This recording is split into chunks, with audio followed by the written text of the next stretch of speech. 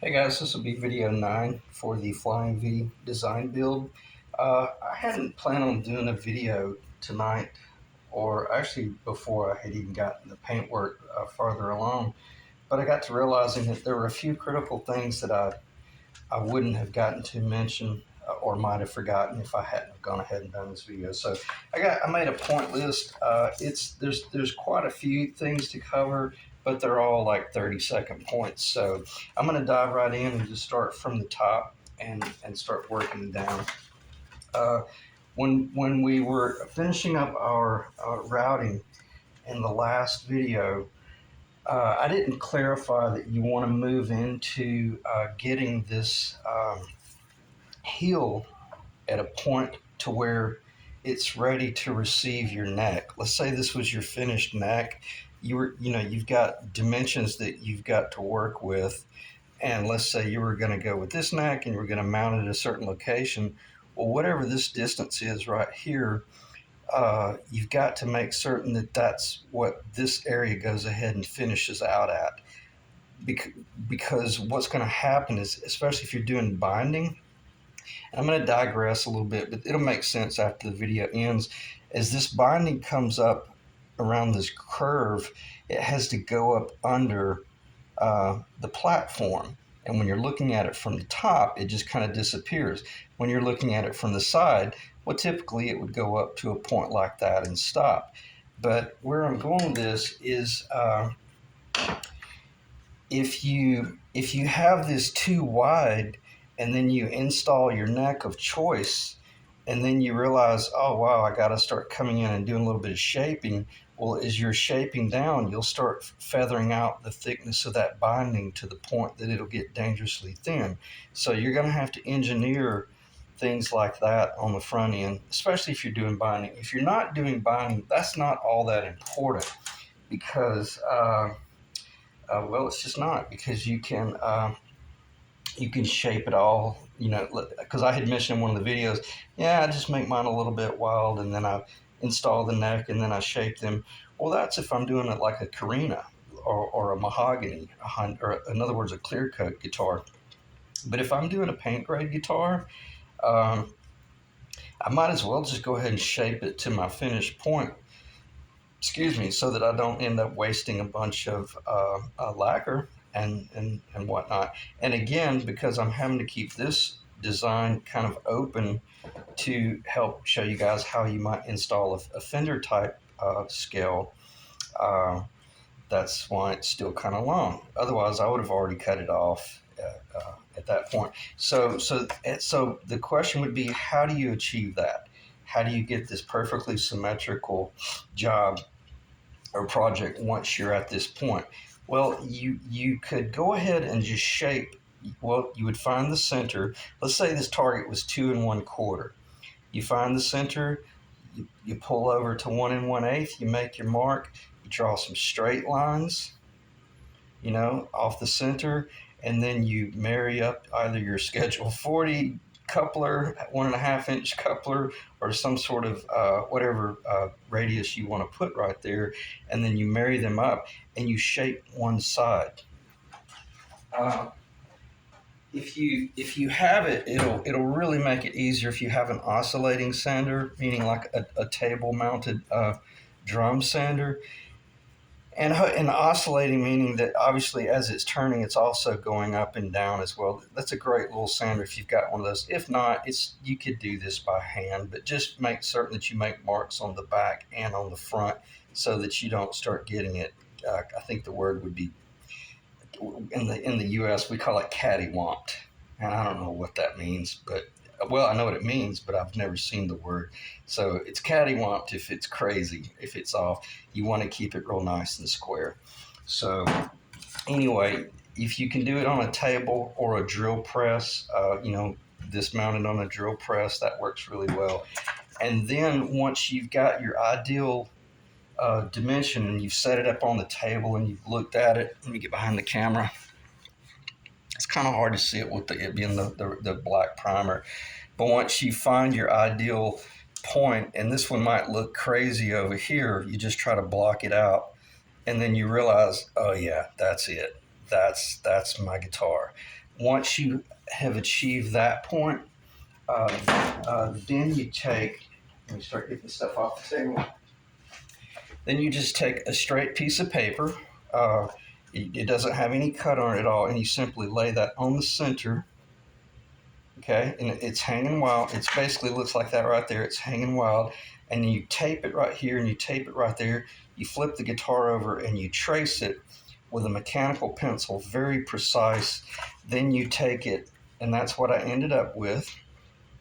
And then you pull it out, and you take your scissors, and you do extremely precise cutout.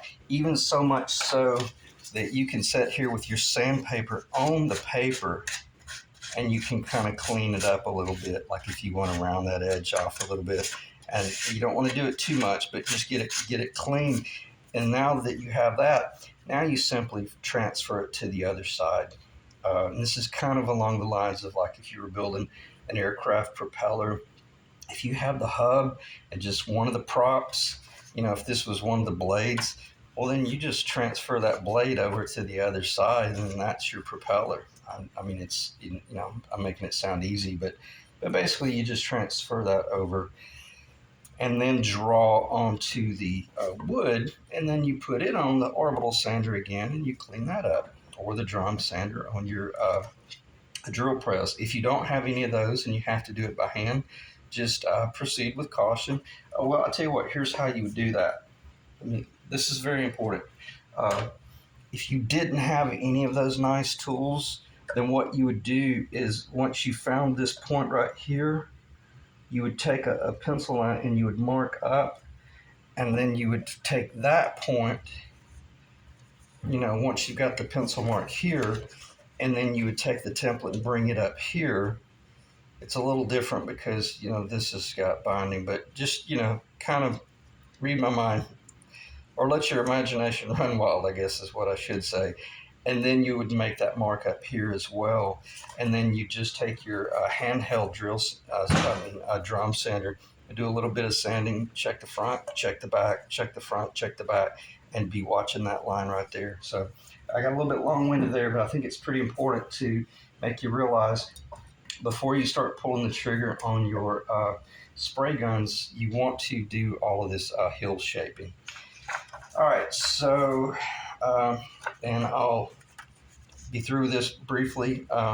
Mine ended up being right at about 19 degrees. I think it's slightly under 19 degrees, or possibly over 19 degrees, but it was close enough for rockabilly. And then I made my 18th fret location. If you're going to do a bolt-on neck, you can pretty much take this to the bank, I'm pretty certain. If you lay out all of our original numbers, just make sure that you add about 1 1/4 inches further out in the length of that heel in order to receive like a bolt-on. Like the bolt-on neck would hit kind of in that would be roughly the 16th fret, and then roughly it would hit in about that point, and that's the 18th fret that I have highlighted right there. So just add about 1 1/4 inch to our original 0 starting point, and you should be good if you're going to do a bolt-on neck, because you're probably going to be cutting off about 1/8 inch of that. All right, no sense in talking about that anymore, I don't think. So I'll put that to the side. So let me look at my point list, and then that'll get me back on point and keep us rolling here. Shape the heel. For your job, if you're doing a fender type neck, this magic number is probably going to be 2 3/16 inch. Proceed with caution, because I know that the fender neck is actually 2 3/16 inch back here, so it's probably going to be a little bit less. So just prepare to possibly have to do a little bit of shaping. And if you're doing binding, maybe don't do that binding until you've got your neck and you can verify that, oh wow, the 16th fret is really 2 1/8 inch. And if I had have put 60 thousandths of a binding on either side, I would have had to have sanded 80% of it off. I think you follow what I'm talking about right there. Just always be engineering what if scenarios. And so anyway, that's for you. It's going to be a minimum of 2 3/16 of an inch, and you should be good to go. All right. What else? I'm gonna have to get a cough drop. I'm sorry. I don't talk much, and when I do start talking, my throat gets really scratchy. So I'll try to not sound like I'm eating rock candy. Okay, and what's your objective there? Obviously, with the 2 3/16, but you're also redefining the shoulders per your visual and half template. We talked about the oscillating sander, and I did reroute my binding channel a little bit deeper. Let me see. I got a little bit of a mean blush there, but I didn't go the full 5/16 of an inch deep. I'm probably going to be taking about a half a millimeter off of that, maybe a half of a 16th or so, but that's roughly going to be my binding. And then obviously, you'll have the red top. So I think from the standpoint of matching, it's going to look really good. So, but I did, because I had mentioned that I might take that a little bit deeper. I did take mine deeper because my body's so thick. My body is 1 7/8 of an inch thick. And if you're doing a fender bolt on, I would kind of recommend that you don't allow your body to get any thicker than 1 3/4 of an inch, because that is your traditional fender Strat or Telecaster body thickness. I don't know what this one is. This one's no, this one's 2 inches as well. So proceed with caution. Why? Because if you've got this big, massive, thick body, then you've got your fender neck. You'll have an enormous heel down here, and it'll just look really clunky. And also, it'll be a thumb. Well, it'd be a you'd always be continually bumping into it right there with the fat of your hand. Next thing we'll want to cover on the back. This is a 1/8 of an inch radius round over. Let me show that. I'm not sure. That should be in the camera. Again, I have to be careful because of the black. Let me get behind the camera. I think it looks good. I like the 1/8 of an inch, and to the best I can tell, that's traditional. That should be traditional. I think that's the same thing that's on the Telecaster, as well as the actual Carina, the original McCoy. So it looks good. I wouldn't recommend going any more round than that. It might start looking weird, but proceed with caution. It's your guitar. You do whatever you want to do. But that's an 1/8 inch radius round over profile. All right, what else? Discuss the anchor install versus lag screws. I'll talk about this briefly because we're kind of getting at that point to where you might be asking. Let me take that cough drop out. I don't want it rattling around. Your anchors, typically, when you're doing a Floyd Rose, these little bushings, these anchors will just get pressed in. And I know a lot of you guys watching this, you already know these things, but the more I do these video series, the more I realize I'm going to keep them fairly elementary, because the only reason I'm doing this is because someone's on YouTube trying to find the answers of how does a Floyd Rose even work? Just because we all have played Floyd Rose since the 80s or the 70s, it doesn't mean that there's someone out there that hasn't ever seen one. So you got two different ways to mount your Floyd Rose. Either you'll have lag screws. There'll be like a big screw, like a lag, and then at the top they'll have that V right there. Or either the more modern version is to have the press in, and you drill a 3/8 inch hole. I think that's 10 millimeter, maybe a little bit more than 10 millimeter. Excuse me. And you can either be real careful. You can wet the wood, and you can take a hammer in a block maybe and start tapping them and just kind of see how they feel about tapping in. But if you start having to really hammer, I would stop because you're probably going to split. You're going to split your top. So this has to get either pressed in or hammered in.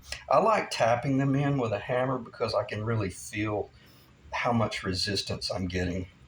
Uh, if I put them on my press, that's the cool thing about being a machinist. I've got a press where I could sit over there and I could put those babies in it and just within a moment's notice. But I might be putting 250 pounds of pressure on there, and then I run the risk of doing damage because see that's only about a half inch away from that edge right there.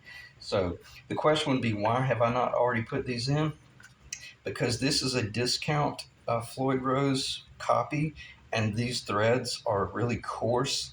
And I ordered a Kaler type design got it off eBay from, I can't think of the name of the seller that I use a lot. I'm drawing a blank. Anyway, they're really nice, and they're based on the Mighty Might design, the Gato design, the Kaler design. They don't have this flat on the bottom, and they're much more precise. If you can see, there's a lot of slop in that, and I don't like stuff like that because see, if you're running your vibrato really low, it's not that big of a deal. But I may be running mine up here, and I don't want, because the whole idea about the Floyd Rose is when you dive down, there might be a possibility of looseness there, and I just I don't. That's not good machine work for that product. But I understand it because it's a discount item and uh, keeps it affordable. All right, now I had made a note, pause the video and tape off the area where you would be showing that you would be putting the fender bolt on neck, but I don't have to do that because I've already done that. And originally I was going to do this video before I did the priming, and then I changed my mind and decided to go ahead and do all the priming. So I'll show you basically what I discovered. Uh, Let me just read this. Tape off fender bolt on area, outline and demonstrate router template. Router template. I may not. I don't want to. I probably don't want to talk about that now because I'll end up just digressing, and getting boring. Uh, is this sufficient to do the route work? No, this is not. This is all I did right here. I was kind of curious because I'm still toying with considering doing the whole neck pickup design. I for certain do not. I for certain do not want to do this right here because see, I took my neck into the body about a full inch. So if I were to do a neck pickup, it would be way too far away from the shoulders. This original design, that pickup needs to be about right there. And I've already covered this in past videos, but I'm covering it again right now just to let you know that's what it really should look like if you have um, a neck pickup. Now, the question is here for you guys, if you were doing like the fender type, that's where if you did a humbucker in the neck location, that's what it would look like. So if you like that, if you're okay with that, then just keep that in the back of your mind. You might be able to do that. I'm not, and just because I just don't want to. Uh, I truly just want to keep this guitar simple, and I'm not digressing here. I'm getting ready to show you, excuse me, how I found that location. I found it based on, let me get behind the camera and see. Tell you what I'm going to do. I'm going to move the camera up just a little bit. I'm sorry. I probably should have had it higher. And I hope most of that I talked about was even in the video. If not, it probably was close enough. I was just kind of guessing at this location right here. Well, let me stop doing this. I was kind of guessing at this location right here. Meaning, where would a Fender? This is a Fender USA specs 8-hole, I believe. Yeah, 8-hole pickguard. And I use these for like layout from time to time. And basically, it would hit about right there. And what I did, I just used it to take a marker, a Sharpie, and I just, damn, now I'm too low. I'm sorry. I just used it to take a Sharpie and draw that, and then I flipped it over. Let me just put it where it needs to be. And then I did the same thing on the left side, just drew it down here. And that's enough to get you in the game visually so that you can ask yourself, hey, if I'm doing a flyby, or if I'm standing on stage, or do I like the way that looks? Or does it bother me? Is there anything odd about it? And truth be known, no, not really. I think it looks good. I think it's fine. So what am I saying? I'm basically saying that I'm giving myself enough liberty to do the neck pickup if I want, but I don't want to squeeze a humbucker up in there. All right, I'll stop talking about that.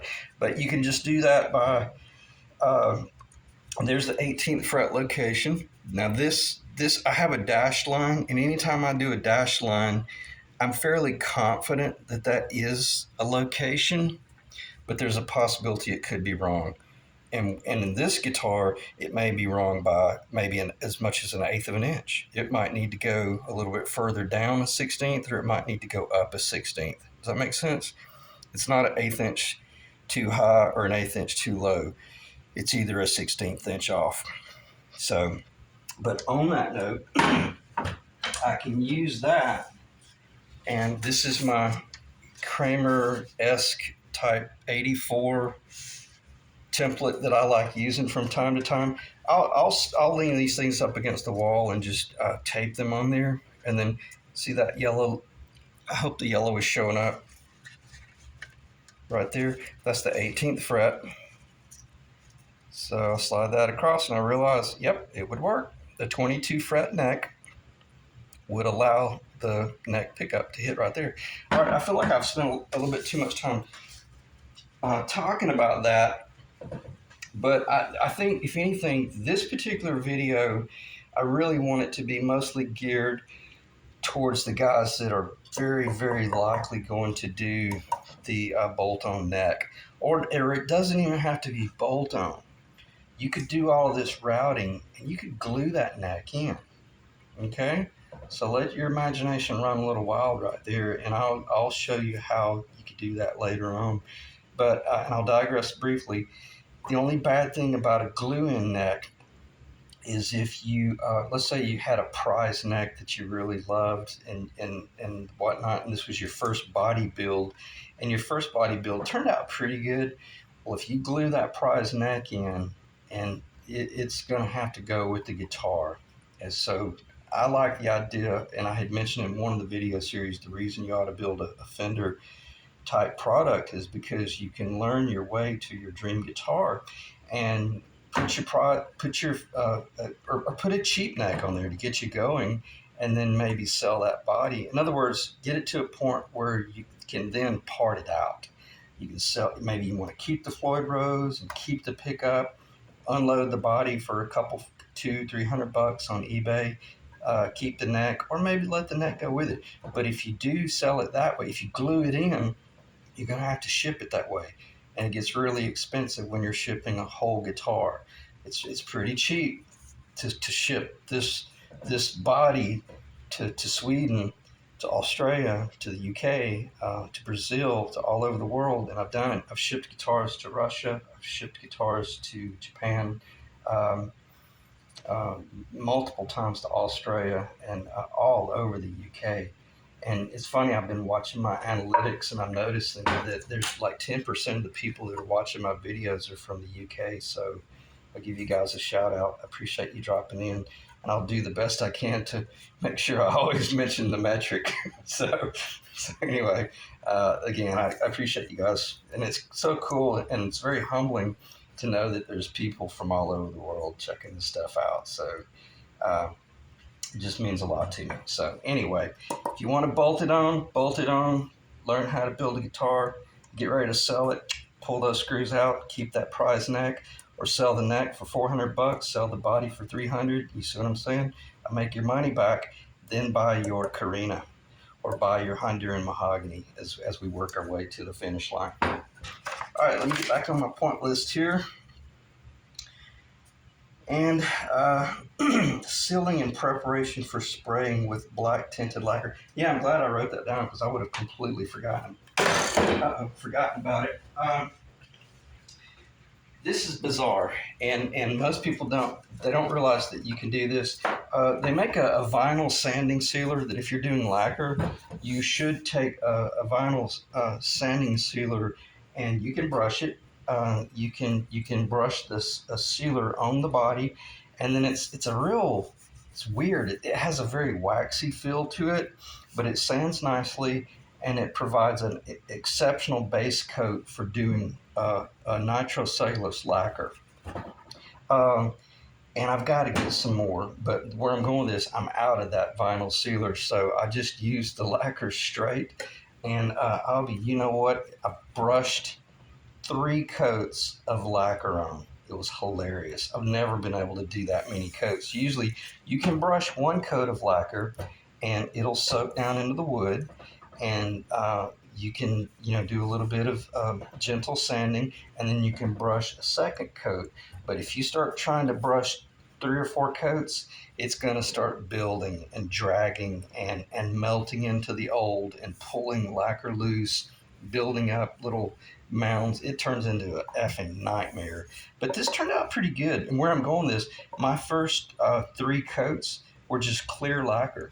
Why? Only because I didn't want to get this brush dirty. I wanted to keep this brush clean with clear lacquer because this will blow your mind. But I used this about maybe 8 months ago, doing this exact same type thing, and it was in this bucket, and it was as dry and as stiff as you could imagine, to the point where most people would have thrown it away.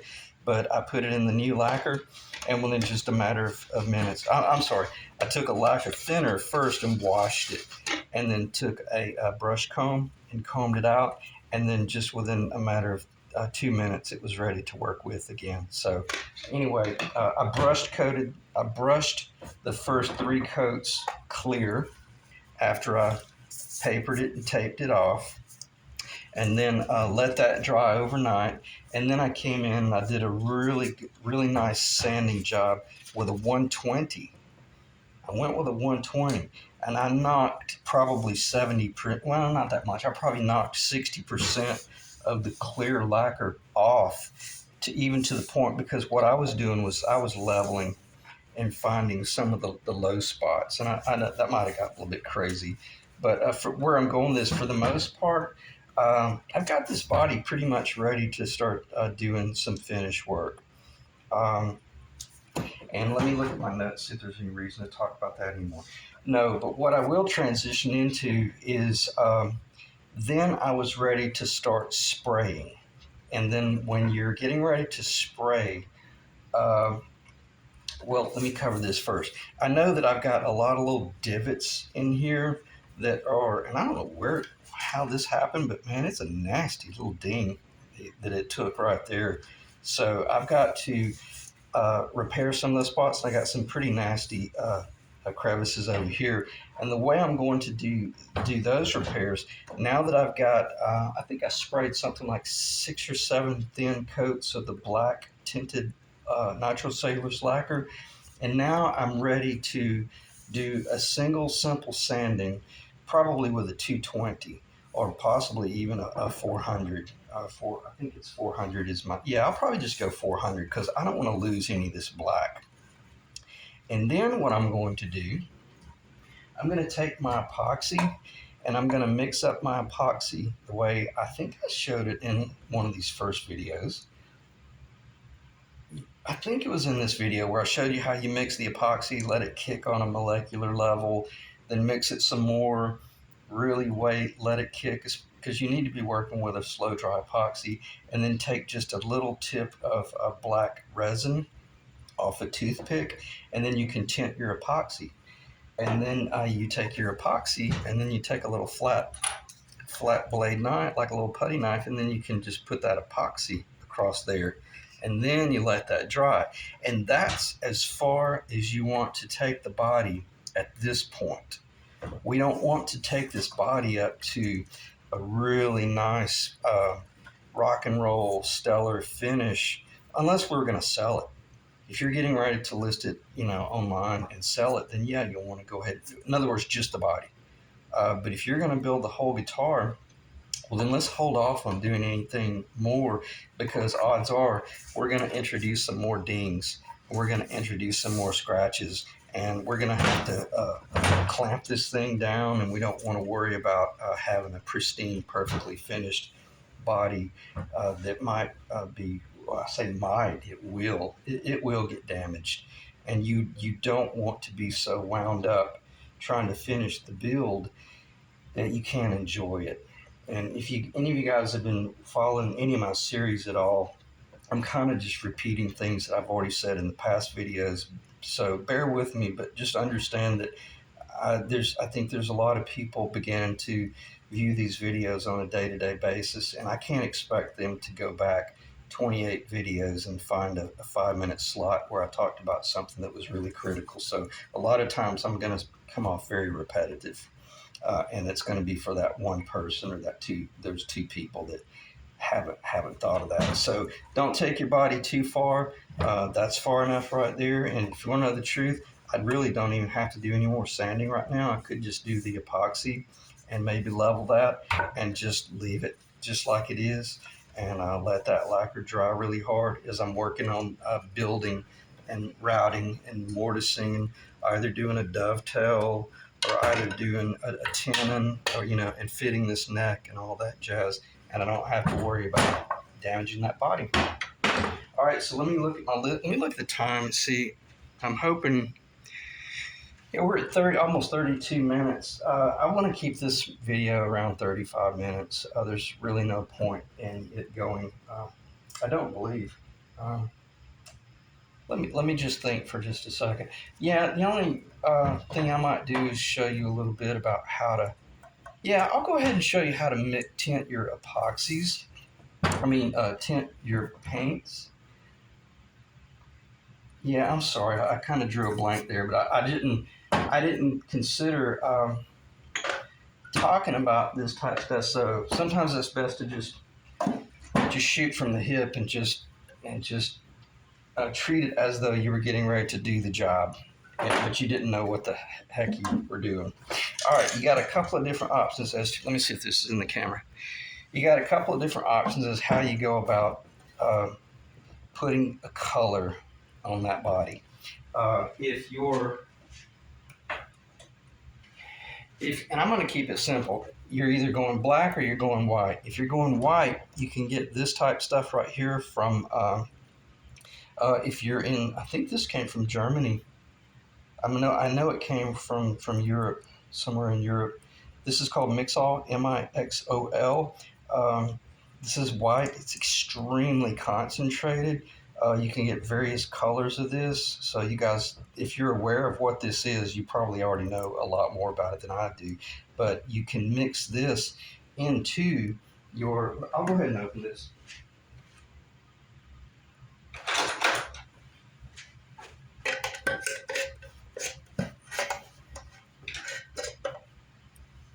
Into your clear lacquer, because let me get behind the camera and not pour this stuff all over me.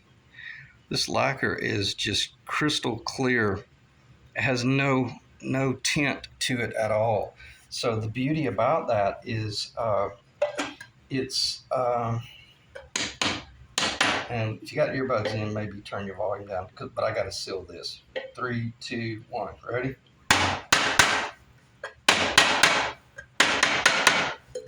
Because if I don't seal that, I'll forget and either drop it, or either I'll forget and it'll end up drying out.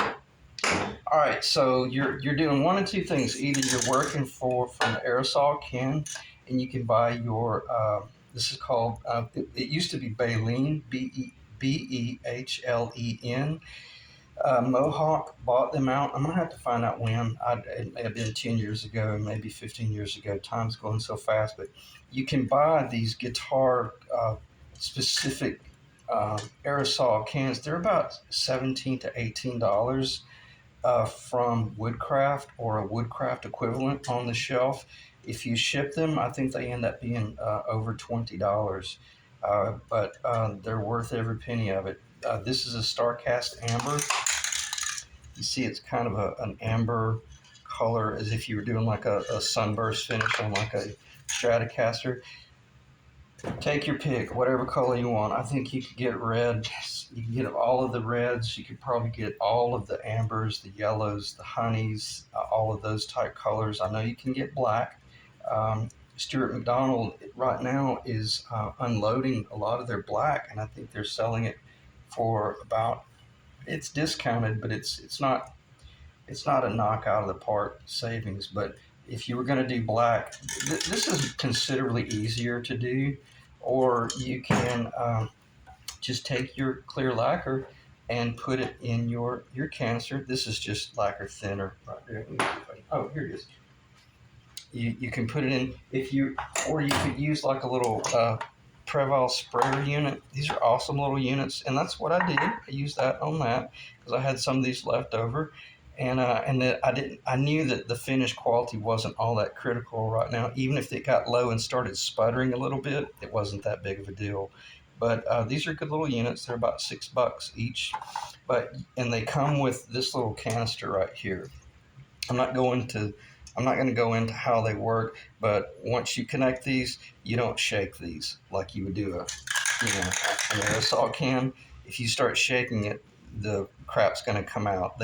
They work off of a vacuum, is all I know, and they have an exceptional little power head, and they spray really well. So you pour your clear lacquer in here, and then you got your black resin or your white resin. And according to what you're going to do, I'd go ahead and pour the bottle probably about 60 to 80% full of lacquer, because that's about probably how much it's going to take to do at least the first stage of the guitar. And then, on this,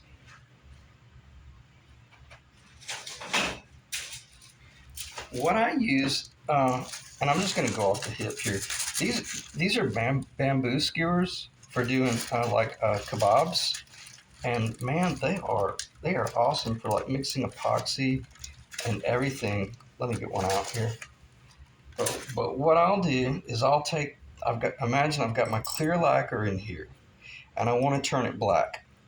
So I take this and I go all the way down into the lacquer, and the resin, and I mix this black resin up really well, and then I pull that whole stick out, and it's just coated in that.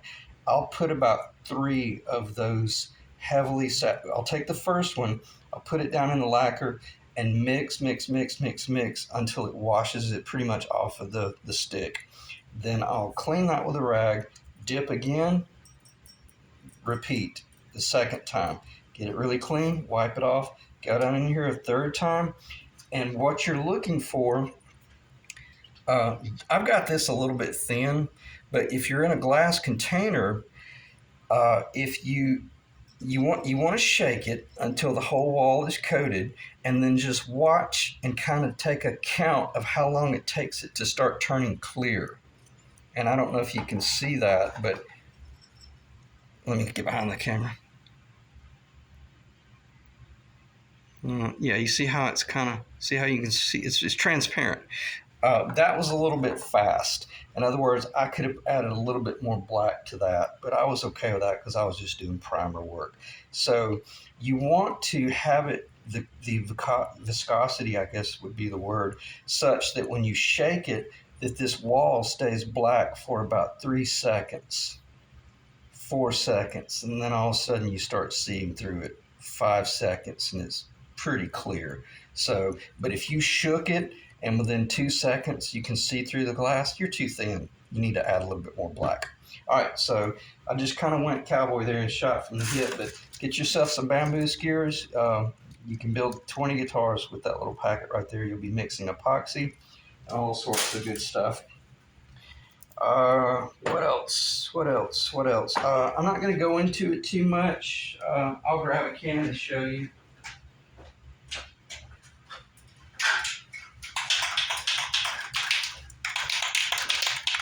for those of you out there who might be tempted to just use your basically material off the shelf, the problem with these type products, even though this is an exceptional product right here, it takes forever for them to dry. And you'll spray one coat and you'll have to wait an hour before you can do light sanding. And I don't care how good you are, you're going to end up with orange peel. And if you're working with products like this, you might save $5 a can, or I don't know, maybe $10 a can, but you're going to work yourself to death doing the job. So don't use this stuff. Just take my advice and don't do it, because I'm a pretty good painter and I've been doing this type of stuff a long time. This is excellent when I was building marine engines in South Florida, but it's just not for building guitars. So I would recommend staying away from this type of stuff, because what little bit of money you save in your equipment, this is about ends up being close to $25 to $30 a quart, but you could probably do 3 guitars with 1 quart. That might be pushing it 2.5, according to how big they are. You probably can get, I think it takes 2 aerosol cans to do 1 guitar, so you can see you'll have $35 in 2 aerosol cans that were very easy to work with. But this is, going to go a little bit further. This would be good if you're just going to build 1 guitar and you have no intentions of building another guitar. But if you're going to build another guitar immediately after this one, go ahead and get the quart. Or I'm looking at it online right now. It's about $100 a gallon. So I'm gonna stop talking about that. But stick with the product that was engineered for the guitar, and you'll find that. Let me do this. I don't want to risk that falling off the table and breaking. Let me clean this table off a little bit. If you stick with the product that was designed for the actual job, you're going to get a much better finish. Especially, I know it probably looks rough right now, but especially once I start moving into the finish stage, any epoxy that I do that is tinted with the black resin, uh, will cover and paint perfectly with no sort of weird reaction by spraying the lacquer over it. So I like the fact that I'm able to use the epoxy and the resins in tandem with my nitrocellulose lacquer is where I'm going with this. And you'll find that, yeah, after you do the job, you'll realize, man, I would have paid $100 for a quart of that nitro lacquer, because the finish that it gave me, and you can't see it now, but once we're at a finished state, if I wanted to, I could buff this thing out and make it look like a brand new Ferrari. I mean, it will be amazing. So beautiful, and it's also it's a very thin, hard surface, and you can just look at a guitar and I can tell when they're finished with a nitrocellulose lacquer. Really, it really looks different. Almost, well, if you do your sanding properly and your buffing properly, there will not be any orange peel at all. So let me look at the table and see if there's anything else I might want to talk about. I don't see any point in talking about layout at all. I think we're good on that. We talked about the anchors, and I've got those coming from. I bought them online. They should be here, I think, Tuesday, so I'll get those pressed in, and we'll be ready to move forward. And I think I had mentioned I bought one of those discount necks off of was it? I think it was on eBay. It's coming out of Canada, so I don't think it's going to be here for like another week. It'll be a while, so there might be a pause in the video, but I'll try to do some other stuff. And I'm considering doing 2 other video series about converting a Gretsch, a vintage Gretsch. If you guys out there that are into the hollow body guitars, if you've been following my series, you may have heard me mention that I'm really a big fan of the rockabilly and jazz and swing and that type music. And I've played those type guitars. I had a 1957 6120. I had a 1956 Gretsch Silver Jet. And when I say 1956 and 1957, I mean authentic, original guitars. So I sold my Gretsch 6120 to Sonny West, the man that wrote the song Rave On, oh Boy, and a few other songs from the 50s. So it was really cool to know that my guitar went to one of the cats that started this whole thing. So anyway, I may start that video series on doing the Gretsch 6120 pretty soon, as well as possibly my uh, building a 59 Les Paul replica. But I want to proceed with caution there because, man, the YouTube's kind of saturated with guys showing you how to build a burst Les Paul. So I don't really see the point in, you know, just, following their lead. But I don't know of anybody doing anything related to the Gretsch. Or I'm going to throw you a curveball. There's a possibility I'm going to do a video series on building a hollow body Flying V, intended to be used primarily for jazz, like playing jazz music. That is a phenomenal instrument for playing jazz. They're not very comfortable, but if you really want a really articulate instrument, I may do a series because I've got one over there in the other side of my shop on the shelf that is about 60% roughed out and ready to be glued together. And I thought that would be really cool to do a hollow body Flying V because I don't think anybody's offering that instructional series right there. So, all right, probably ended up getting long-winded. Not too bad. We're about 46 minutes. So, thanks ever so much for staying in the ring.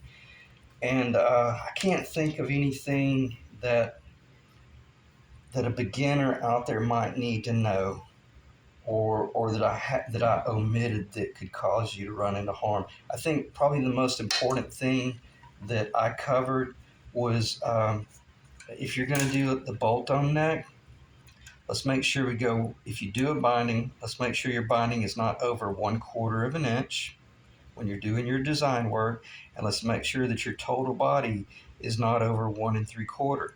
And if you want to make it feel kind of streamlined or thin line, you might go under a 1 3/4 just a little bit. That's your call. It's your guitar. I don't want to start talking about those things because it'll end up being another 15 minutes of digress conversation. But I think that would be one of the only things that I would have that a novice would have completely uh, not been aware of what was about to be presented to them, especially if they followed my lead of building a damn near 2-inch thick body. This is a massive body, but I'll be doing a heel like a jazz guitar, and it'll all be shaped in. So anyway, that's why I'm doing that. So I'll leave it at that. I'll flip it over. Maybe that can be the final. Let me clean the table off a little bit because I've noticed as the videos end, it lends for a great opportunity to just pause the video and take into account what is in front of you, and you can kind of study as a industrial design buddy of mine down in South Florida told me. He says, you got to study your subject. Study your subject. You got to always be studying your subject. And I love that. That was a great way of looking at things. So move it back a little bit. Study your subject. Build a guitar. And if you will, please comment and let me know if these video series are helping you out or if there's anything that you would like to see differently. All right. Thanks, guys.